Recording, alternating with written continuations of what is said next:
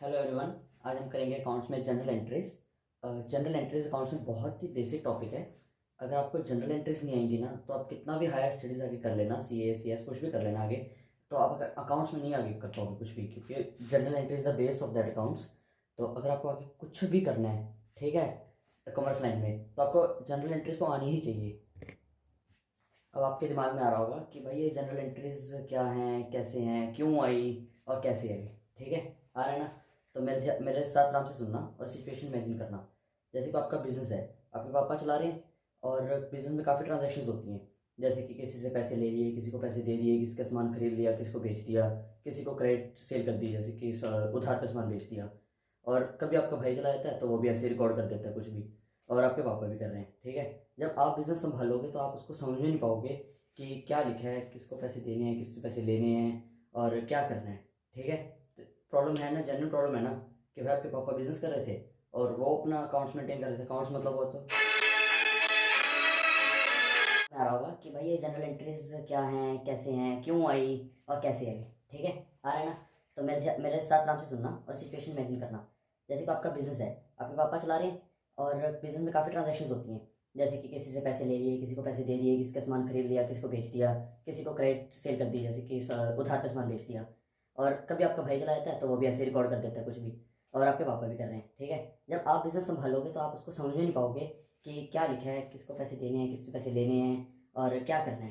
ठीक है, तो प्रॉब्लम है ना, जेन्युइन प्रॉब्लम है ना, कि भाई आपके पापा बिजनेस कर रहे थे और वो अपना अकाउंट्स मेंटेन कर रहे थे। अकाउंट्स मतलब वो तो प्रॉब्लम समझ में आ रही है ना, कि जैसे आपके पापा जो भी अपने लिख रहे हैं उस पर अकाउंट्स मेंटेन करके कि भाई इससे पैसे देने हैं, इसको पैसे लेने हैं, तो आप जाओगे तो आपको समझ में नहीं आएगा कि उनकी राइटिंग में क्या लिखा है, आपके भाई ने क्या लिखा है। तो इस वजह से जनरल एंट्रीज आई, एक इसको एक बिजनेस की लैंग्वेज बना दिया। कि आप अगर सपोज लिख दिया cash from debit to sales, ठीक है, मे भी अभी आपको ना समझ में क्या लिखा है, मैं थोड़ी देर में आपको समझाऊंगा इसको। तो जैसे आपने सपोज लिख दिया cash from debit to sales, तो आप कहीं भी लिख देना, हर किसी कॉमर्स वाले बच्चे को, हर जिसको भी अकाउंट्स आता है वो समझ लेगा इसको पढ़ के कि क्या लिखा है, क्या क्या मतलब है इस चीज़ का। अब नेक्स्ट वर्ड है, नेक्स्ट है सेपरेट लीगल एंटिटी। ठीक है, सुनने में बहुत मुश्किल वर्ड लग रहा होगा लेकिन इतना मुश्किल नहीं है। सेपरेट लीगल एंटिटी होता है जैसे अभी अकाउंट्स की एंट्री करोगे, ठीक है, तो आप अपने आप को बीच में से हटा देना। सिर्फ बिजनेस पॉइंट ऑफ व्यू सोचना कि जैसे मेरा बिजनेस है तो उसमें अगर कैपिटल आई, ठीक है, कैपिटल मतलब सपोज मैंने पैसे इन्वेस्ट किए उसमें, तो बिजनेस पॉइंट ऑफ व्यू सोचना कि बिजनेस में क्या हुआ, कि पैसे आए ना। तो आप अपने पॉइंट ऑफ व्यू से मत सोचना कि मेरे से पैसे चले गए, तो बिजनेस पॉइंट ऑफ व्यू सोचना कि बिजनेस में पैसे आ गए। ठीक है, तो उस अकॉर्डिंग एंट्री करना। तो सेपरेट लीगल एंटिटी होता है, मैंने अपने आप को बीच में से हटा दिया और बिजनेस के पॉइंट ऑफ व्यू से सोच रहा हूँ कि बिजनेस में क्या हो रहा है और क्या हो रहा है, तो उसके पॉइंट ऑफ व्यू से सोच के फिर एंट्री कर रहा हूँ दिमाग में। ठीक है, अब ये कुछ अकाउंट्स के टर्म्स हैं जिसको आपको पहले समझना पड़ेगा कि इसके बिना हम अकाउंट्स में आगे नहीं बढ़ सकते। तो आपको एक एक करके समझाता हूँ। जैसे फर्स्ट है परचेज। तो परचेज का मतलब क्या है? परचेज का मतलब होता है, जैसे आपका कोई गारमेंट्स का शॉप बिजनेस है, ठीक है, तो उसमें जब आप गारमेंट्स खरीदते हो उसको परचेज बोलते हैं। ठीक है, जिस चीज़ का आपका बिजनेस है अगर उसको खरीदोगे तो वो परचेज है। सपोज आपका गारमेंट्स का बिजनेस है, आप फर्नीचर लेके आ रहे हो अपने बिजनेस के लिए, तो वो फर्नीचर परचेज नहीं है, वो फर्नीचर एक तरह का एसेट है, फिक्स एसेट है वो, एसेट है, सॉरी, फिक्स नहीं है, तो वो एसेट है। तो परचेज ऑफ स्टॉक मतलब अगर आप सामान खरीदते हो ना बिजनेस के लिए तो वो परचेज है। अब उसी को अगर बेचते हो तो वो सेल है। जो आपका स्टॉक है ना, जो आप जिसमें आप ट्रेडिंग कर रहे हो, बिजनेस कर रहे हो जिसका, उसमें अगर स्टॉक में आप परचेज सेल कर रहे हो तो वो आपका परचेज एंड सेल होता है। और परचेज, जैसे अगर परचेज आपने किया तो उसको अगर आपने वापस कर दिया कि परचेज रिटर्न हो गया ना इतना से, तो उसको हम बोलते हैं रिटर्न आउटवर्ड। अब रिटर्न आउटवर्ड मतलब रिटर्न कर दिया सामान आउटवर्ड। आउटवर्ड मतलब आपके बिजनेस से बाहर चला गया, कि गुड्स आपके बिजनेस में आए और गुड्स बाहर चले गए, तो वो बोलते हैं रिटर्न आउटवर्ड। जैसे सेल्स रिटर्न, कि मैंने पहले सामान किसी कस्टमर को बेच दिया था, अब उसने क्या किया, सामान वापस कर दिया, तो सामान वापस कर दिया मतलब रिटर्न इनवर्ड, वो स्टॉक मेरे पास वापस आ गया। ठीक है, अब होता है डेबिट और क्रेडिट। ये डेबिट क्रेडिट नहीं, वैसे ये डेटर और क्रेडिटर है। डेटर का और creditor, D B T O R, ठीक है, बी है। लोग इसको डेप्टर कहते हैं, डेप्टर, बी साइलेंट होता है, डेटर होता है। तो डेटर एंड क्रेडिटर, तो डेटर होता है जिससे मैंने पैसे लेने हैं, ठीक है, और क्रेडिटर होता है जिसको पैसे वापस करने देने, लाइबिलिटी तरह, कि पैसे मैंने वापस करने हैं। डेटर मतलब ऐसे याद करो कि डेटर कस्टमर बिजनेस के लिए पॉइंट ऑफ व्यू अच्छा है, कि debtor business point of view अच्छा है कि भाई मेरे पास मेरे पैसे लेने हैं लोगों से, तो डेटर है मेरे, और ये क्रेडिटर है। ठीक है, और एक है कैपिटल और ड्राइंग। कैपिटल होती है जो ओनर अपने स्टार्टिंग में अपने बिजनेस में इन्वेस्ट करते हैं। जो ओनर, मालिक बिजनेस का, अपने बिजनेस में पैसे इन्वेस्ट करता है in form of cash, furniture and assets, like कुछ भी, कि अगर वो स्टॉक भी दे रहा है अपने बिजनेस में या कैश दे रहा है या कुछ भी दे रहा है, उसको हम कैपिटल बोलते हैं। ठीक है, कि मैंने अपने बिजनेस में कुछ पैसे लगा दिए, तो that is capital for my business. और ड्राइंग, कि उस बिज़नेस में से कुछ पैसे मैंने वापस ले लिए अपने पर्सनल यूज़ के लिए, या कुछ भी मतलब उस बिज़नेस में से पैसे निकाल लिए, ठीक है।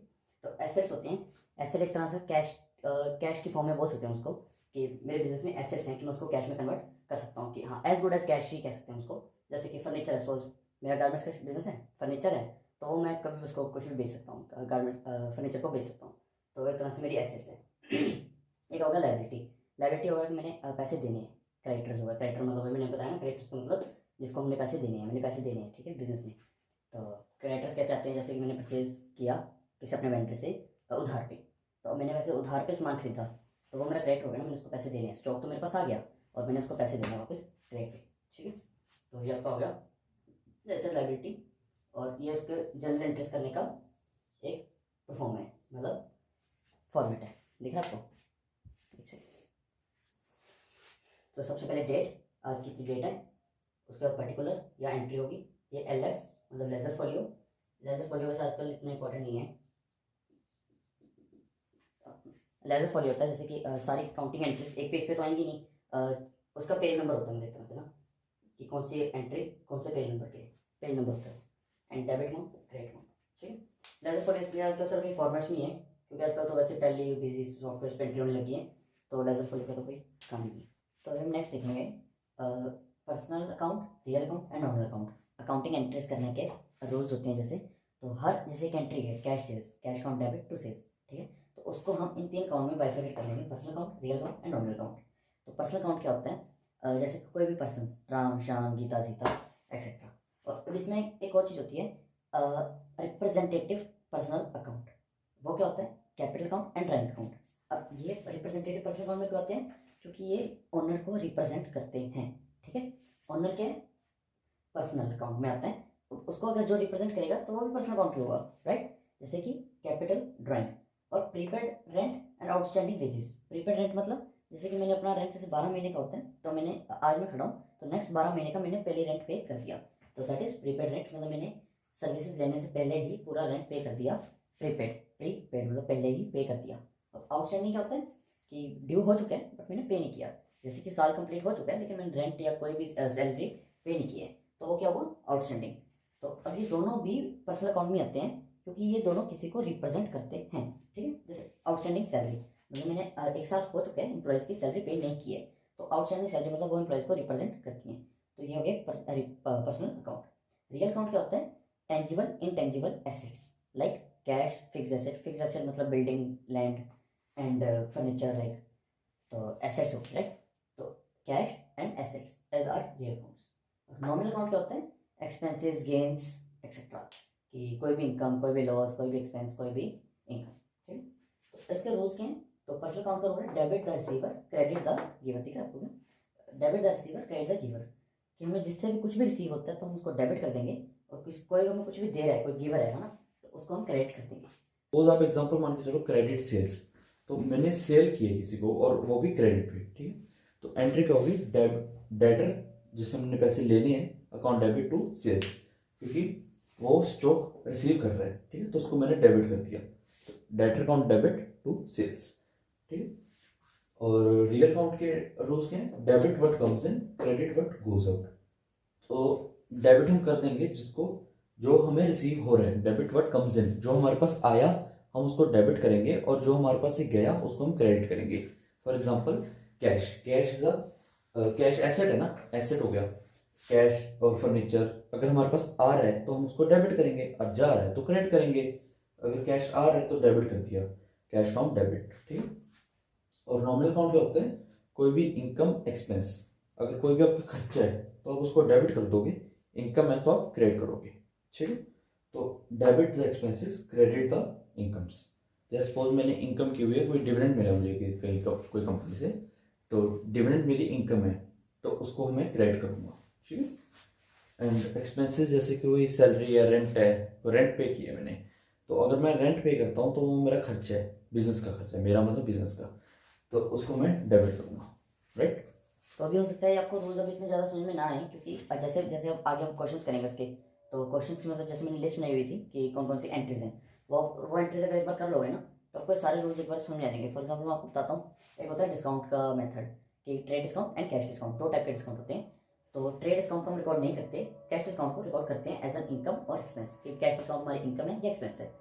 अब इसमें डिफरेंट बताता हूँ क्या होता है डिफरेंस। फर्स्टली ट्रेड डिस्काउंट क्या होता है, जो हम किसी सामान खरीदते हैं या बेचते हैं, जब हम सेल करते हैं ना उसी पॉइंट पर डिसाइड हो जाता है कि कितना डिस्काउंट है।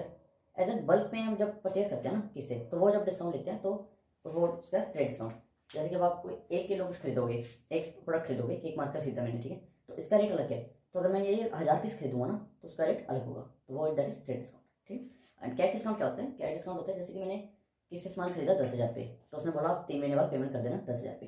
तो अगर मैं उसको बोलूँगा कि मैं आज ही पेमेंट करना चाह रहा हूँ तो आज कितने पैसे दूंगा, तो वो बोलेगा 9500, ठीक है। तो 500 का जो है ना, तो दैट इज डिस्काउंट रिसीव्ड, वो मेरी इनकम है।